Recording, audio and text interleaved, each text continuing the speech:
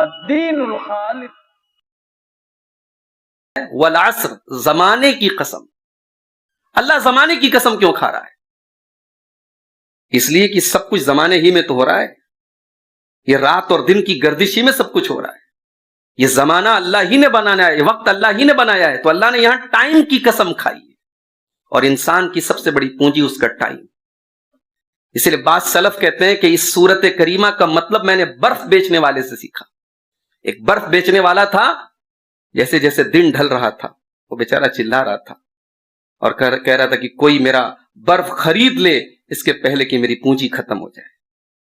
جیسے جیسے دن ڈھل رہا ہے بیچارے کی برف گل رہی ہے، وہ کہہ رہا ہے میرا کیپٹل ختم ہو رہا ہے، میری پونجی ختم ہو رہی ہے، کوئی میرا برف خرید لے اس کے پہلے کہ میری پونجی ختم ہو جائے. کہتے ہیں اس آدمی سے میں نے اس سورت کا مطلب سمجھا. انسان کی پونجی اس کا ٹائم ہے میرے بھائی. انسان، آپ یہ دیکھیے دسمبر کا مہینہ ہے، 31 دسمبر کی رات میں لوگ نئے سال کا جشن مناتے ہیں. پوری دنیا میں شاید سال بھر میں اتنی شراب نہیں پی جاتی جتنی 31 دسمبر کی رات پی جاتی ہے. بڑے بڑے ہوٹل بک ہوتے ہیں، کتنی رنگ رلیاں منائی جاتی ہیں. حالانکہ نئے سال کا آنا، اس کا یہ مطلب نہیں کہ ہم جشن منائیں. یہ تو ہمارے کندھے پر اور ذمہ داری آ گئی کہ صاحب ہماری زندگی کا ایک سال اور کم ہو گیا، ہماری کتاب کا ایک پنا اور پلٹ گیا، ایک ورق اور الٹ گیا، ایک اور اینٹ گر گئی دیوار حیات سے، اور ناداں یہ کہہ رہا ہے نیا سال مبارک. انسان کی سب سے بڑی پونجی اس کا وقت ہے میرے بھائی. اسی لیے اللہ کے پیارے نبی فرماتے ہیں اغتنم خمسن قبل خمسن، 5 چیزوں کی قدر کرو 5 چیزوں کے آنے سے پہلے. شبابک قبل حرمک، اپنی جوانی کی قدر کرو بڑھاپے کے آنے سے پہلے. وصحتک قبل سقمک، اپنی تندرستی کی قدر کرو بیماری کے آنے کے پہلے. کتنے لوگ ہیں کل تک صحت مند تھے، اچھے خاصے تھے، چلتے تھے پھرتے تھے، آج بستر پڑے صاحب، موت کی زندگی کی گھڑیاں گن رہے ہیں، موت کا انتظار کر رہے ہیں. اگر اللہ نے آپ کو صحت دی ہے میرے بھائی، اللہ کا شکر ادا کیجیے اور اس تندرستی کی قدر کیجیے. وَغِنَاكَ قَبْلَ فَقْرِكَ، اپنی دولت کی قدر کرو اس کے پہلے کہ تم فقیر ہو جاؤ. آج آپ دوسروں کو دینے کے لائق ہیں، کہیں ایسا نہ ہو کہ کل لینے کے لائق ہو جائیں. آج دوسرے آپ کے آگے ہاتھ پھیلاتے، اللہ نہ کرے وہ حالات نہ آ جائے کہ آپ کو کسی کے آگے ہاتھ پھیلانا پڑے. اگر اللہ نے آپ کو غنی بنایا ہے، مالدار بنایا ہے، تونگر بنایا ہے، حیثیت والا بنایا ہے، تو اس کی قدر کریں، اس کی حفاظت کریں، اس وقت کو اللہ کی رضا کے لیے استعمال کریں. وَفَرَاغَكَ قَبْلَ شُغْلِكَ، اور آگے اللہ کے نبی فرماتے کہ اپنے ٹائم کی قدر کرو اس کے پہلے کہ تم بزی ہو جاؤ. بہت سارے ایسے نیکی کے کام ہیں جو آج آپ کر سکتے کل نہیں کر پائیں گے. انسان کبھی کبھی کہتا ہے نا فلاں، اب جیسے یہ پروگرام ہو رہا ہے، میں کئی لوگوں کو میں نے ٹیلی فون کر کے کہا کہ بھائی صاحب آپ کے محلے میں پروگرام ہے، کیوں نہیں آ رہے آپ؟ یہ ہماری بدنصیبی دیکھیے کہ اس طریقے کی مجلسیں اس گئے گزرے دور میں منعقد ہو رہی ہیں، ہمارے گھر تک، ہمارے محلے تک آ رہی ہیں، اور ہم شامل نہ ہو تو ہم سے بڑا بدنصیب کون؟ ہم باتیں اتنی لمبی چوڑی کرتے ہیں. آج آپ بہت کچھ کر سکتے ہیں جو کل نہیں کر پائیں گے. انسان کی زندگی جیسے جیسے آگے بڑھتی ہے انسان بزی ہوتا چلا جاتا ہے. لوگ کہتے ہیں نا فلاں چیز کا وقت نہیں ملتا ہے، وقت نکالا جاتا ہے. آج اس مسجد کی زمین اللہ کے فضل و کرم سے حاصل ہو گئی، بہت بڑی اللہ کی توفیق ہے. لیکن یہاں کے ہمارے جو ذمہ دار لوگ ہیں، آپ لوگ آپ ان سے پوچھیں کہ جب یہ زمین لینے کی بات تھی تو بہت دور دلی بہت دور نظر آ رہا تھا کہ کیسے یہ کام پاسبل ہو. لیکن اللہ نے توفیق دی لوگوں کو، لوگوں نے وقت نکالا، اللہ نے آج یہ دن بھی ہم کو دکھایا. تو اپنے ٹائم کی قدر کریں اس کے پہلے کہ آپ بزی ہو جائیں. وَحَيَاتَكَ قَبْلَ مَوْتِكَ، اور اپنی زندگی کی قدر کریں اس کے پہلے کہ موت آ جائے. وَالْعَصْرِ، زمانے کی قسم ہے. اور ایک مطلب اس کا علماء نے یہ بھی لیا ہے کہ عصر کے ٹائم کی قسم ہے. عصر کا ٹائم جو ہوتا ہے یہ اس بات کی علامت ہوتی ہے کہ اب دن ڈھلنے والا ہے، اب دن اپنے آخری ٹائم پر ہے. تو دنیا کی عصر بھی ہو چکی ہے، اب دنیا کی مغرب ہونے والی ہے. اللہ کے نبی کے آنے کے بعد اب قیامت کے ہم قریب ہوتے چلے جا رہے ہیں. اب یہ نبی کے جو دور ہے یہ دنیا کی عصر ہے، اب دنیا کی مغرب آنے والی ہے، اب دنیا ختم ہونے والی ہے. اس میں انسان کو یہ انڈیکیٹ کیا گیا ہے کہ اے انسان، تیری زندگی کی عصر کا ٹائم آ چکا ہے، اب تیری زندگی کا سورج غروب ہونے والا ہے. اب آپ عبداللہ ابن عمر کی جو حدیث آپ نے سنی، اسی حدیث کو یہاں آپ یاد کر لیجیے. کہ شام ہو جائے تو صبح کا انتظار مت کرو، صبح ہو جائے تو شام کا انتظار کرو۔ ہر شام کو یہ سوچ کر کے سو جاؤ کہ آج اگر مر گئے تو کس حال میں مریں گے۔ اور اللہ کے نبی فرماتے ہیں کل عبد یبعث علی ما مات علیہ، بندہ جس حال میں مرے گا اسی حال میں کل قیامت کے دن اٹھایا جائے۔ جب بھی دل کوئی گناہ کا کام کرنے کا ارادہ کرے میرے بھائی، آپ سوچئے کہ اسی حال میں اگر اللہ نے اٹھا لیا تو ہم کیا جواب دیں گے۔ 31 دسمبر کی رات پوری دنیا میں جشن منایا جائے گا، ہیپی نیو ایئر، 2022 ختم، 2023 شروع۔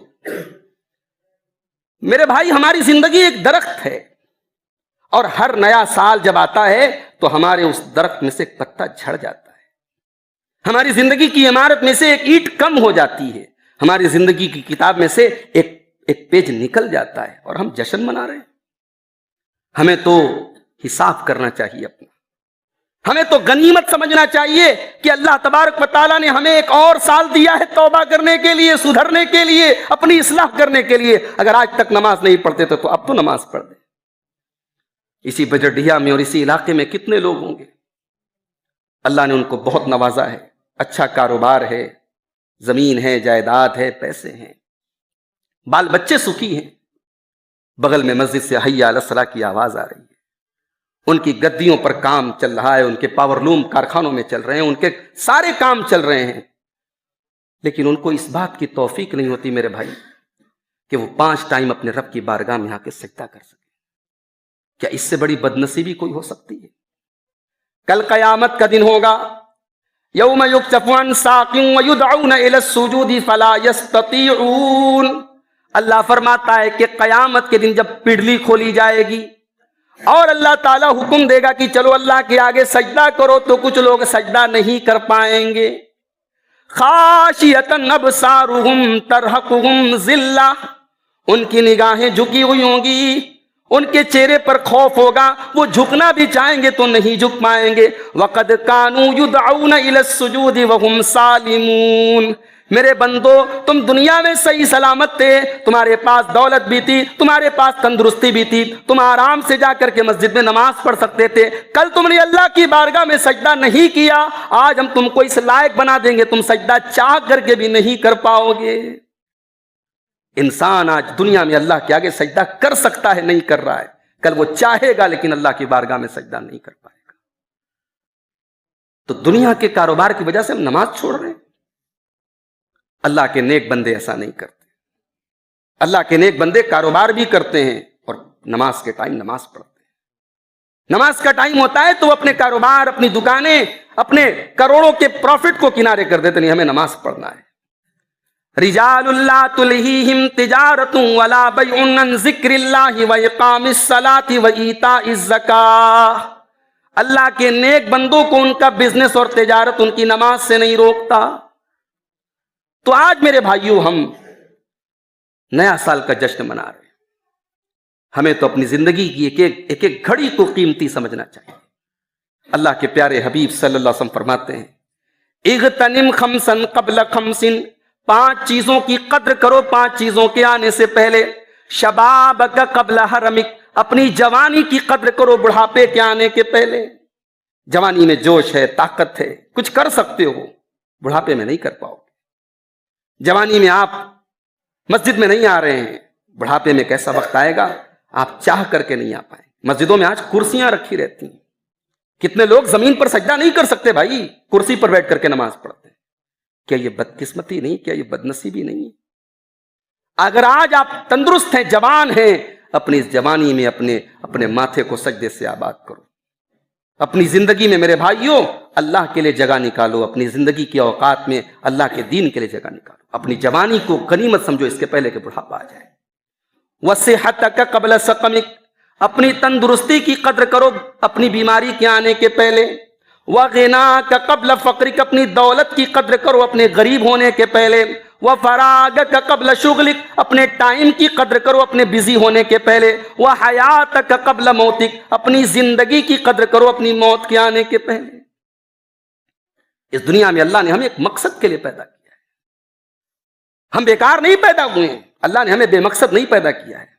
اگر ہم یہ سمجھتے ہیں بس یہاں کھانا ہے، کمانا ہے، انجوائے کرنا ہے، پھر مر جانا ہے، نہیں، یہ ہماری غلط فہمی ہے.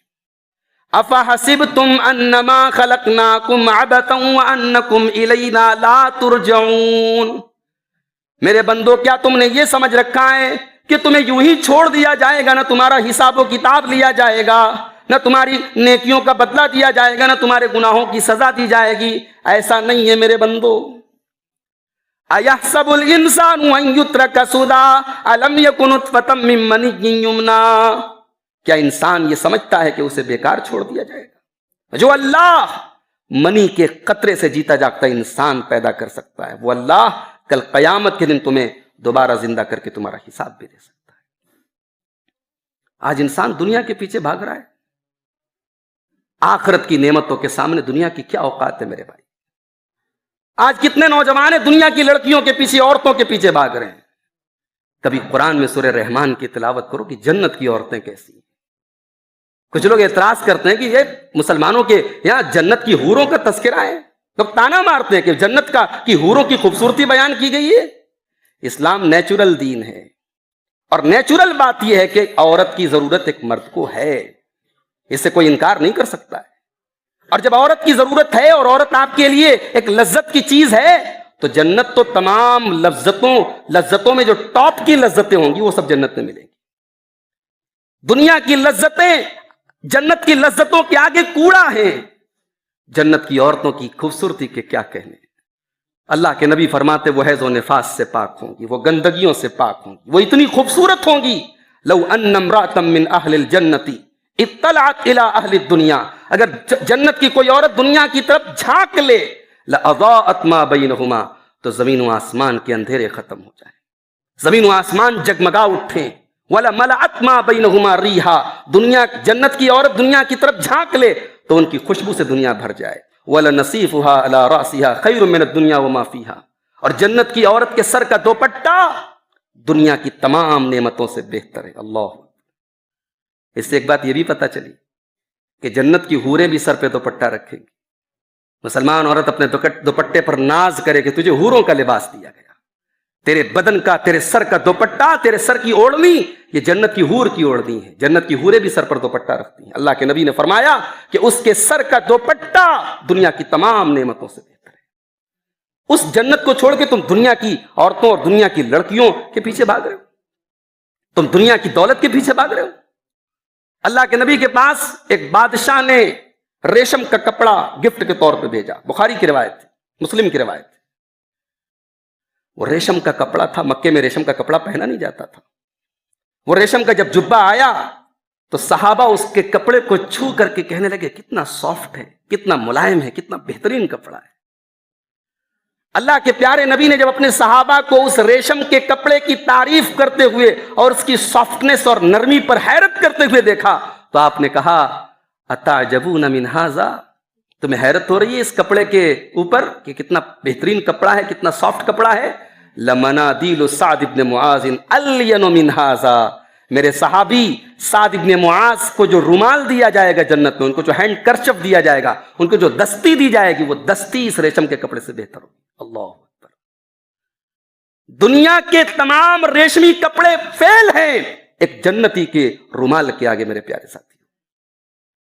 آج دنیا میں آدمی پراپرٹی خریدتا ہے، علاقے کے حساب سے پراپرٹی کی قیمت ہوتی ہے. فلاں علاقہ بڑا پوش علاقہ ہے، مدن پورہ میں آپ چلے جائیں، لبے روڈ چھوٹے چھوٹے مکانات کروڑوں میں بکتے ہیں. کہا جاتا ہے یہ جگہ بڑی پوش ہے. اللہ کے پیارے نبی فرماتے ہیں لموضع صوت فی الجنہ، جنت میں ایک کوڑا کے رکھنے کی جگہ. ایک کوڑا کتنا بڑا ہوتا ہے؟ اتنا بڑا ہوتا ہوگا، 1 اسکوائر فٹ مان لو. جنت میں 1 اسکوائر فٹ جگہ دنیا کی تمام نعمتوں سے بہتر ہے. اللہ اکبر. آپ دنیا کی پراپرٹی کے پیچھے بھاگ رہے ہیں، اس جنت میں ایک کوڑے کی جگہ ہم کو مل جائے، اس کے لیے ہم کوشش نہیں کرتے میرے بھائی. دنیا کی طاقت پہ ناز کرتے ہو، دنیا کی حکومت پہ ناز کرتے ہو، دنیا کی دولت پہ ناز کرتے ہو. یہ دنیا فانی ہے میرے بھائی. دنیا کی طاقت پہ بڑا ناز تھا قوم عاد کو اور قوم سمود کو. کہتے تھے من اشد منا قوہ، ہم سے زیادہ طاقتور کون ہے؟ اللہ نے ایسا پٹک پٹک کے مارا، قرآن کہتا ہے کأنہم اعجاز نخل خاویہ. جب قوم عاد اور قوم سمود مرے تھے، ان کے سر کہیں پڑے ہیں، ان کے دھڑ کہیں پڑے ہیں جیسے کھجور کے سڑے ہوئے تنے پڑے ہوں، ان کی ڈیڈ باڈیز پڑی تھی. بڑا ناز تھا فرعون کو اپنی سلطنت پر. موسیٰ علیہ السلام کو چیلنج دیتے ہوئے اس نے کہا ھذی الانہار تجری من تحتی، اے موسیٰ یہ بڑے بڑی ندیاں، یہ بڑے بڑے نہر میری حکومت میں بہتے ہیں. اللہ نے اسی کی حکومت کی ایک ندی میں، ایک دریا میں اسے ڈبا کر کے مارا. بڑا ناز تھا قارون کو اپنی دولت پر. اس نے بڑے فخر سے کہا تھا کہ یہ دولت مجھے انما اوتیتہ علی علم عندی، یہ دولت میرے علم کی وجہ سے ملی ہے. اللہ نے قارون کو اس کی دولت سمیت زمین میں دفن کر دیا، گاڑ دیا. تو میرے بھائی دنیا کو ٹارگٹ نہ بناؤ. آج ہم میں سے کتنے لوگ ہیں ان کی زندگی میں آخرت کی کوئی حیثیت نہیں ہے، ان کے بعد دنیا کا اتنا علم ہے، اتنی نالج ہے کہ اللہ کی پناہ، اور ان کو 2 رکعت نماز پڑھنے کا شعور نہیں. ہمارے اسی سماج میں آپ کو ایسے لوگ مل جائیں گے، انہیں کبھی اس بات کی فکر نہیں ہوتی کہ میں نماز پڑھنے کا طریقہ سیکھ لوں، میں وضو کرنے کا طریقہ سیکھ لوں، لیکن کروڑ پتی ہیں صاحب، ارب پتی ہیں صاحب. اللہ نے ایسے لوگوں کے بارے میں فرمایا یعلمون ظاہرا من الحیات الدنیا وهم عن الآخرۃ هم غافلون. یہ جہنمی لوگ ہیں، یہ دنیا کی زندگی کے بارے میں بہت نالج رکھتے ہیں لیکن آخرت سے غافل ہیں. اس آیت کی تفسیر میں حضرت علامہ ابن کثیر نقل کرتے ہیں، امام حسن بصری کا ایک قول نقل کرتے ہیں. امام حسن بصری کہتے ہیں کہ بعض لوگ اتنی نالج والے ہوتے ہیں، اتنی نالج ان کے پاس ہوتی ہے کہ وہ سونے کا سکہ اپنے ناخن پر رکھ کر کے تم کو اس کا وزن بتا دیں گے. سونے کا سکہ دینار اپنے ناخن پہ رکھ کر کے اس کا وزن بتا دیں گے، لیکن 2 رکعت نماز پڑھنے کا ان کو شعور نہیں. یہ آج ہم میں سے بہت سارے لوگوں کا حال ہے. دنیا کی بڑی نالج ہے اور آخرت کے معاملے میں کوئی تیاری نہیں، آخرت کے معاملے میں زیرو ہے.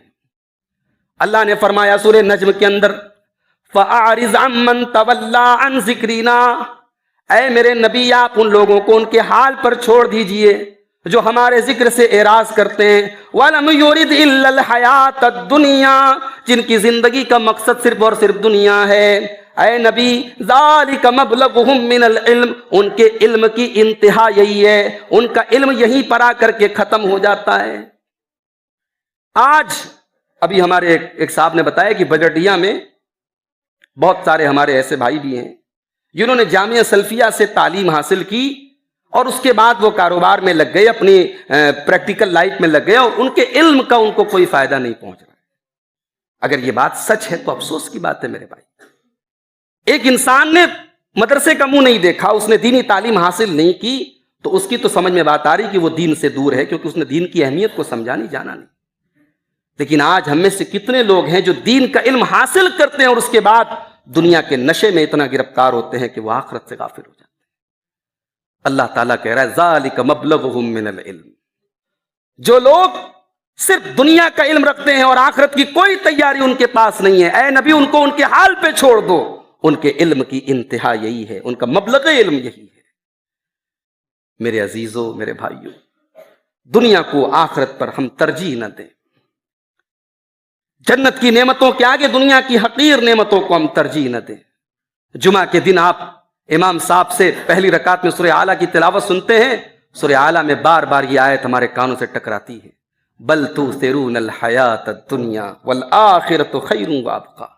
میرے بندو، تم دنیا کی زندگی کو ترجیح دیتے ہو جبکہ آخرت کی زندگی زیادہ بہتر اور زیادہ باقی رہنے والی.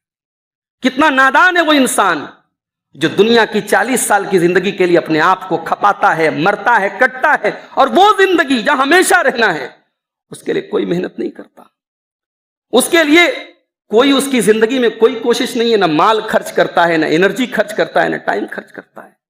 میرے بھائیوں، رات میں جا کے سوچو اپنے بستر پہ جانے کے ٹائم کہ ہماری زندگی میں ہم آخرت کے لیے کیا کر رہے ہیں. ہمارے نبی صلی اللہ علیہ وسلم کی زندگی کو دیکھیے، صحابہ کی زندگی کو دیکھیے. ان کی زندگیاں قربان تھی دین کے لیے، ان کی انرجیاں، ان کے وقت، ان کا علم سب قربان تھا اللہ کے دین کے لیے. آج ہم آخرت کے لیے کیا کر رہے ہیں میرے پیارے بھائی؟ آج دنیا میں جو بھی بگاڑ ہے، جو بھی فساد ہے، جو بھی خرابی ہے، کیوں ہے؟ کیونکہ آخرت کا ڈر ہمارے دل میں نہیں، آخرت کی فکر ہمارے دل میں نہیں. اللہ نے فرمایا وَأَمَّا مَنْ خَافَ مَقَامَ رَبِّهِ وَنَهَى النَّفْسَ عَنِ الْهَوَىٰ فَإِنَّ الْجَنَّةَ هِيَ الْمَأْوَىٰ. جو اللہ کی بارگاہ میں کھڑے ہونے سے ڈر گیا، جس کے دل میں یہ ڈر پیدا ہو گیا کہ اپنے پروردگار کے سامنے کھڑے ہونا ہے، اس کو حساب دینا ہے. وَنَهَى النَّفْسَ عَنِ الْهَوَىٰ، اور اس نے اپنے نفس کی خواہشات سے اپنے آپ کو کنٹرول کر لیا، روک لیا. دنیا میں یہ سب سے مشکل کام ہے، اپنے نفس کی ناجائز خواہشات کو کنٹرول کرنا. ابھی آپ نے بیوی کے تعلق سے تقریر سنی. یہ نکاح کیا ہے بھائی؟ یہ نکاح وہ حلال لمٹ ہے جہاں اللہ نے ہم کو روکا ہے. ہمارے اندر جتنی چیزوں کی خواہش ہے اللہ نے اس کا جائز اور حلال الٹرنیٹ ہم کو دیا ہے. بھئی ہمارے اندر پیسہ کمانے کی طلب ہے، اللہ نے حلال طریقے بنائے روزی کمانے کے لیے. ہم کو عورت کی ضرورت ہے، اللہ نے نکاح کا سسٹم رکھا ہے. ہم کو کھانے کی ضرورت ہے، اللہ نے حلال بے شمار چیزیں ہمیں دی ہیں. تو اپنے نفس کو حلال پر روک لینا، یہی ہے تقویٰ. وَأَمَّا مَنْ خَافَ مَقَامَ رَبِّهِ وَنَهَى النَّفْسَ عَنِ الْهَوَىٰ، جو اپنے پروردگار کے سامنے کھڑے ہونے سے ڈر گیا اور اپنے نفس کی خواہشات سے اپنے آپ کو روک لیا، فَإِنَّ الْجَنَّةَ هِيَ الْمَأْوَىٰ، اس کا ٹھکانہ جنت ہوگا. تو دنیا کی اس حقیقت کو ہم یاد رکھیں. جو پہلی آیت میں نے آپ کے سامنے پڑھی تھی اس میں یہی سبق ہم کو دیا گیا. اللہ نے فرمایا کہ میرے بندو، دنیا کی یہ زندگی متاع غرور ہے، دھوکے کا سامان. اس کے چکر میں پڑ کر کے تم آخرت کو بھول مت جانا. اللہ سے دعا ہے رب العالمین ہم سب کو آخرت کی تیاری کرنے کی توفیق عطا فرمائے. رب العالمین ہمیں اس دنیا میں رہ کر کے، دنیا کے کاروبار میں لگ کر کے، دنیا کی مصروفیات میں لگ کر کے بھی ہمیں آخرت کا جو خوف ہے وہ ہمارے دلوں میں اللہ برقرار رکھے. جو لوگ ہم میں سے نماز سے دور ہیں اللہ ان کو نمازی بنا دے. ہمارے وہ نوجوان جو دین سے دور ہیں اللہ ان کو دین پر چلنے والا بنا دے.